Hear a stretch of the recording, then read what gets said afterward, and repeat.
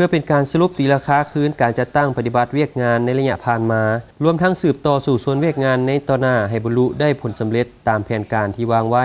ในวันที่26 กุมภาพันธ์ 2019 อยู่ที่เมืองไซเศรษฐาได้จัดการประชุมเปิดกว้างครบคณะบริหารงานพรรคเมืองประจำปี 2018 และทิศทางแผนการปี 2019 ขึ้นโดยการเป็นประธานของท่านบุญปิ่งปัญญาจิตรองเลขาคณะพรรคของเจ้าเมืองไซเศรษฐา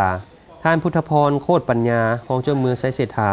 ได้ขึ้นผ่านบทสรุปตีราคาการจัดตั้งปฏิบัติเวียกงานรอบด้านของเมืองในระยะผ่านมาและแผนทิศทางในต่อหน้าว่าใน1 ปีผ่านมาองค์การปกครองเมืองไซเศรษฐาได้เอาใจใส่เวียกงานศึกษาอบรมการเมืองแนวคิดเป็นปัญหาสำคัญ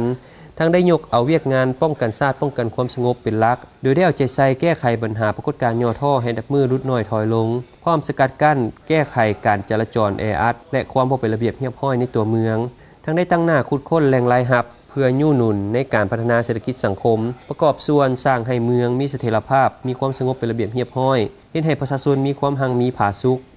ในปี 2018 องค์การปกครองเมืองยังได้เอาใจใส่ในการสุกยู่การผลิตโดยถือเอาการสนองเสบียงอาหารเป็นสำคัญและการผลิตสินค้าส่งออกได้เพิ่มขึ้นทุกปี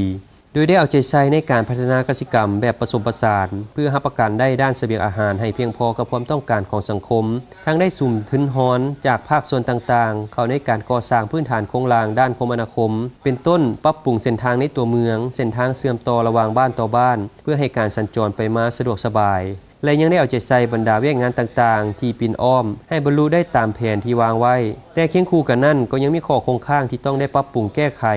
ซึ่งในปี 2019 แม้จะได้สืบต่อสู่ซนเอาใจใส่สร้างให้เมืองมีเสถียรภาพทางด้านการเมืองอย่างหนักแน่นสังคมมีความสงบเป็นระเบียบเรียบร้อยและยุติธรรมโดยพื้นฐานเป็นเมืองแห่งการผลิตธุรกิจบริการเฮ็ดให้เศรษฐกิจของเมืองขยายตัวโดยเฉลี่ยบ่ให้ลด 12.8 ส่วนห้อยต่อปีเพื่อเฮ็ดให้เป็นเมืองเข้มแข็งรอบด้านตามทิศ3สร้างเป็นเมืองเทศบาลที่นำหน้าในการพัฒนาและเป็นเมืองอารยธรรมของนครวิจันทร์ก็คือของประเทศ